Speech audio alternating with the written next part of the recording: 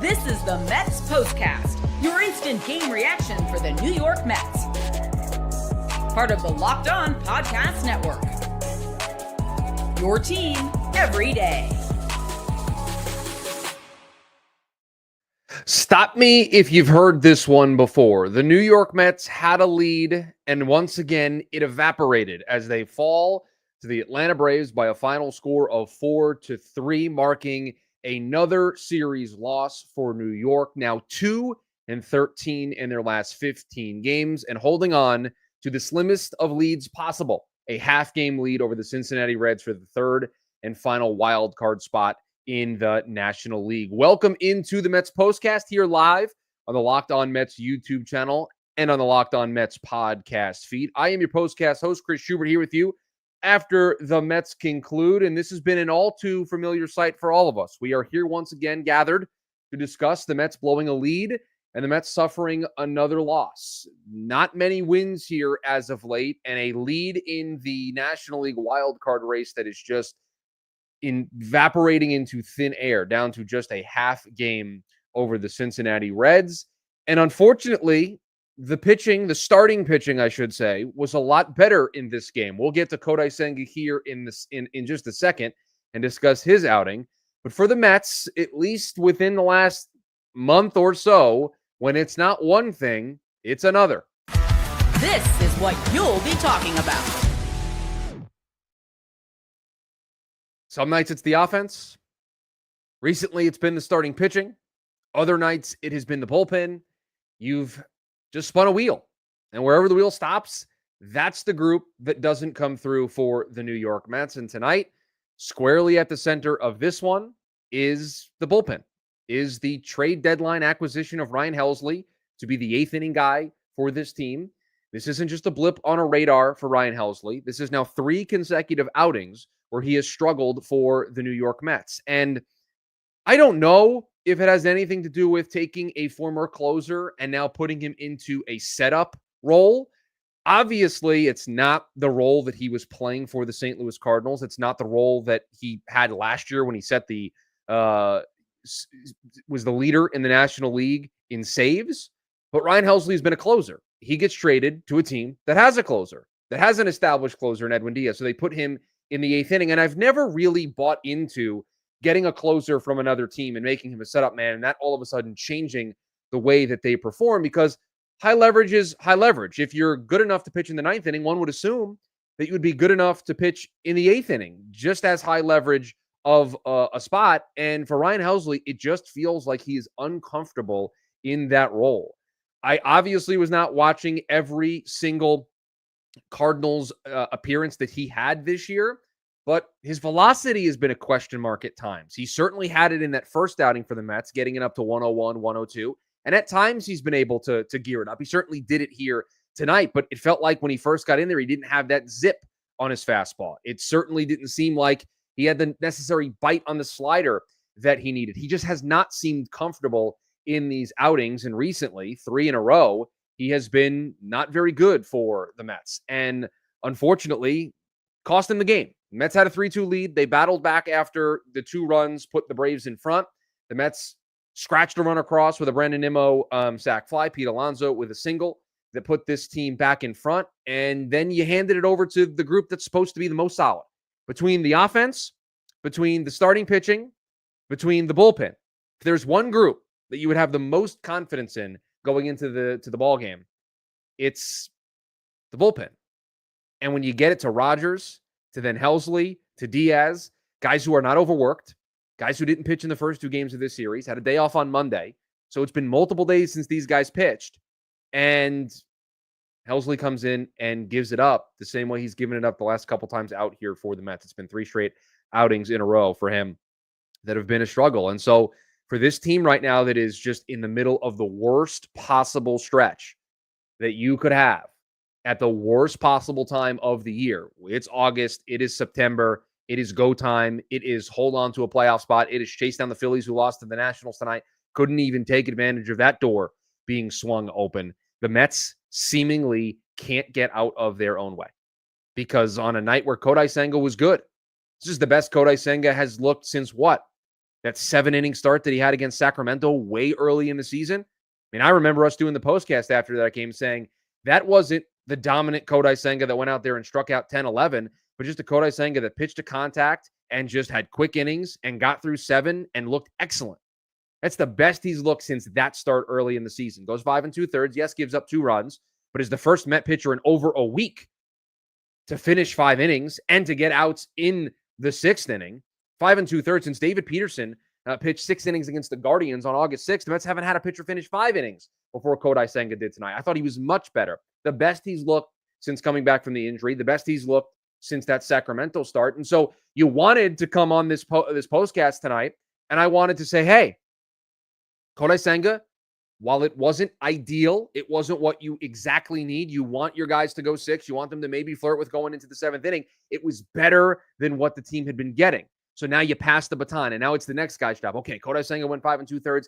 I'm going to go 5 innings. I'm going to try to stretch this into the 6th. And you can start to build some confidence, build some momentum. And now there's no confidence. There's no momentum because tonight it was the bullpen. We'll talk about the offense and the struggles that they had, only scoring 3 runs and missing some opportunities in this game as well. But this is not a playoff baseball team right now. This is not a team that deserves the final playoff spot. The Cincinnati Reds are playing way better baseball than the New York Mets right now. And it just doesn't seem that there's an end in sight. It doesn't seem like there is one thing that's going to be able to get them out of this. I think we're all excited to see Nolan McLean make the start on Saturday. We're all excited to see the future for the Mets on display. Of course we are. Nolan McLean, it's not fair to put this all on him to fix this rotation. It's not fair on him to fix all of these problems because tonight it's the bullpen. Tonight it's the offense. Earlier this week, for the last turn through the rotation, it's been the starters. Before that, it was the offense. Just seems to be every group taking turns. There is no consistency across the board. When is the last time the Mets have played a complete game? When is the last time the Mets have gotten done? We've gotten on here on the postcast, and we've talked about a team that offense was great. Starting pitching was solid tonight. Bullpen was really good. When's the last time we can honestly say every facet of the game went the Mets' way? And I know that you're not going to be able to do that every night for 162, but you got to show it to me in August. You got to show it to me in September. You have to show it to me when it matters the most. And right now, this is the time that matters the most for the New York Mets, and they are coming up small. They are just not meeting the moment. And there's too much talent for this to be this bad. But here we are. I can keep saying that until we're blue in the face, but the proof is in the results. 2-13 in their last 15 games. Just a team that cannot get out of their own way. And when it's not one thing, it is another. And again, wasting what I thought was a positive step for this rotation with Kodai Senga having a decent start. That's the new bar for this rotation. Can you be decent with the way things have gone the last week? Kodai Senga did his job tonight. Kodai Senga was much better than he was his last time out. Much better than any of the starters have been their last turn through. And yet it doesn't matter. Didn't mean anything because tonight it was Ryan Helsley's turn to give it up. Maybe tomorrow it'll be somebody else's, or the offense will get no hit through 8 2/3. It just seems to always be something for this squad. And truthfully, I'm not sure what the answer is. We're going to try to solve some of those answers here, I guess. On the other side, we'll talk about the offense, the 3 runs that they scored. We'll give you the turning point, the stuff to keep an eye on. It was a cool moment from Juan Soto tonight that I want to touch on as well here on the other side. Your thoughts always as welcome here on the program. Most people can't name all their financial accounts or even what they're worth, whether it's 401ks, properties, or investments. And when you don't have the full picture, you can end up leaving money on the table. That's why there is Monarch Money. It's an all-in-one personal finance tool that brings your entire financial life together in one clean, easy-to-use interface or on your laptop or phone. Monarch does the heavy lifting for you. You can link all your accounts in minutes, see clear data visuals, get smart categorization of your spending, and finally feel in control of your money without ever touching a spreadsheet. Maybe you're not a spreadsheet nerd like I am. Monarch Money, they're going to help you find those subscriptions that you forget that you're paying for. You're a couple. You're managing multiple accounts between 2 people. Monarch's got you covered because you can review your finances with your partner. You can see the budgets, the goals, and spending all in one place. Don't let financial opportunities slip through the cracks. Use code LOCKEDONMLB at monarchmoney.com in your browser. for half off your first year. That's 50% off your first year at monarchmoney.com with code LOCKEDON MLB. Time to fuel up and turn it up with 5-Hour Energy Transfusion. This grape, ginger, and lime flavored shot brings the iconic taste of a golf course favorite to a non-alcoholic boost. Perfect for sinking birdies or making great memories with friends. It's a hole-in-one for your energy game. Whether you're out on the course or you just need that little extra push to power through the day, 5-Hour Energy Transfusion delivers the clubhouse flavor you love without ever leaving the green. Golf is all about good times with good people and good flavors. The grape, ginger, lime flavor of 5-Hour Energy Transfusion gives you the best parts of your clubhouse go-to without leaving the course or chasing down the bev cart. Now you can amp up the fun even more. Just buy, snap, and enter for a chance to win a dream golf trip for two to any golf tournament in the USA. Tee up that trip. Visit 5hourenergywin.com for full rules and entry. No purchase necessary. Excludes the Masters tournament. Ends October 31st, 2015. That's 5-h-e-win.com. Back here on the Mets Postcast, Locked On Mets YouTube channel, the Locked On Mets podcast feed. Chris Schubert here with you, recapping the New York Mets losing yet again 4-3 to the Atlanta Braves, losing this series. Now have lost 13 of their last 15 games. Just a struggle for this team all across the board. And it was a struggle tonight also for the offense. Francisco Lindor got things started, got the Mets ahead 1-0. And then after losing things there in the sixth inning, when Albies hit a single, Albies was the guy that really did them in early in this game. The Mets battled back in the bottom of the sixth. And so I see some comments that the Mets are lifeless, they're effortless, they don't show that energy. You can't always say that because the Mets in this game got down 2-1, happened yet again. And then in the bottom of the sixth, it was an immediate response. Just the immediate response to score 2 runs. Nimmo hits the sac-fly. Alonso hits the single that scores Soto, who stole a base to set that up, then made a great little pick play on Nick Allen so that he couldn't see the ball. And then that got through into the outfield. Soto scored. The Mets took the lead. They showed the fight. But again, that was it. Only 2 at-bats with runners in scoring position. They did go 1 for 2. Alonso had both of them.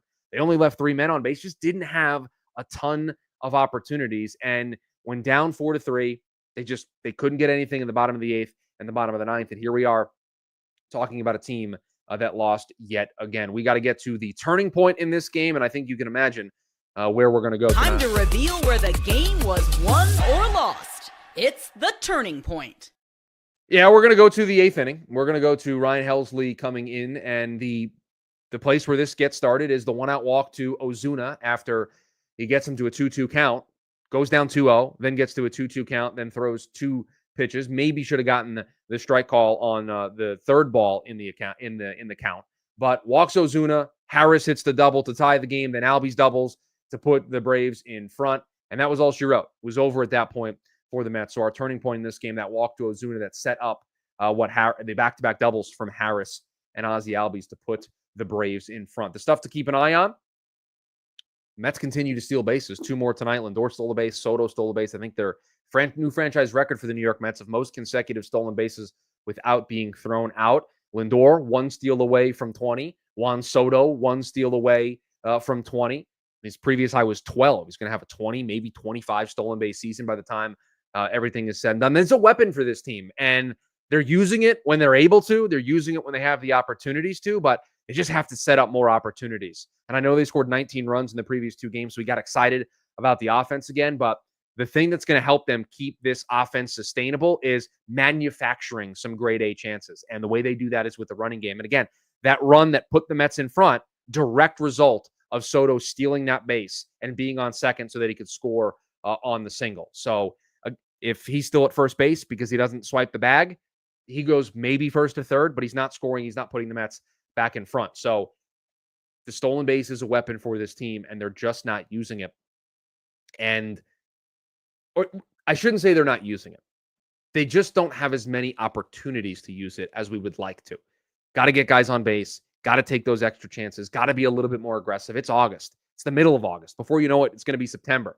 And if this team is going to make the postseason, and I don't think any of us think they're on track to do that right now with the way that they're playing, but if they are, they've got to start creating their own luck. They got to start creating their own chances, and the stolen base is one way to do that. The other stuff to keep an eye on, I mean, you You went to your ideal bullpen setup, Rogers, Helsley, Diaz, and they didn't get it done. If they're not going to get it done, I don't know. I don't know what happens here.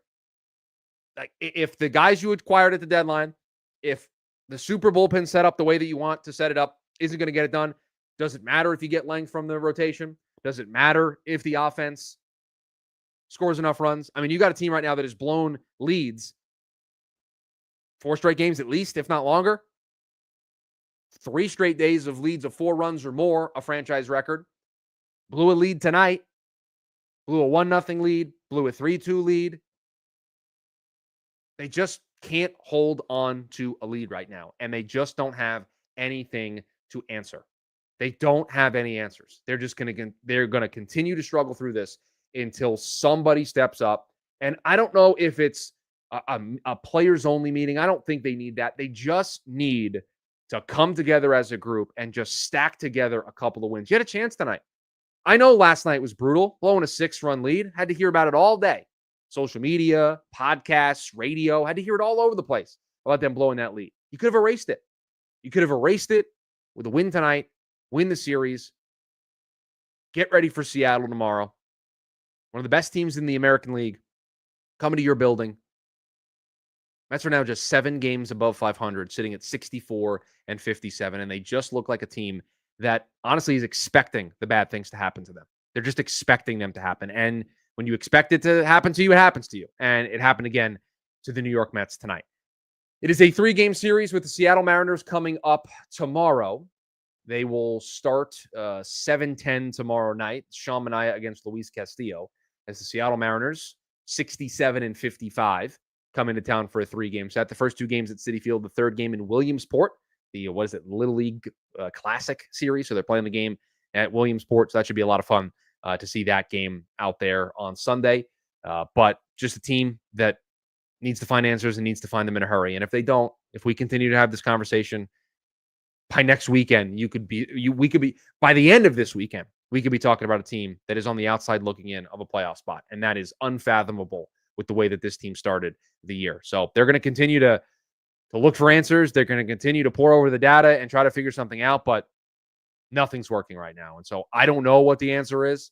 If I had it, I would tell them, because I don't enjoy talking about this baseball team with the way they're playing right now. Just not enjoyable to come on here and talk about the same things over and over and over again. It's the same thing. When it's not the bullpen blowing it, it's the offense not scoring enough runs. When it's the offense not scoring enough runs, it's a starting rotation that can't go past 5 innings. It's one of 3 things every night. Just take your pick. Throw a dart at the dartboard. That's going to be the thing that goes wrong for the Mets tonight, while the other 2 things are fine.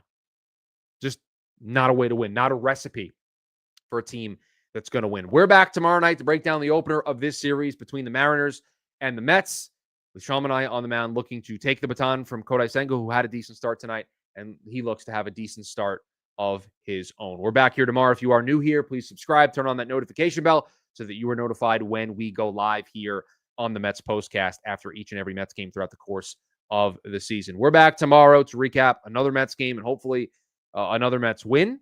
Hopefully the Mets can get back into the win column, start this series off on a good note. Have a good one, Mets fans.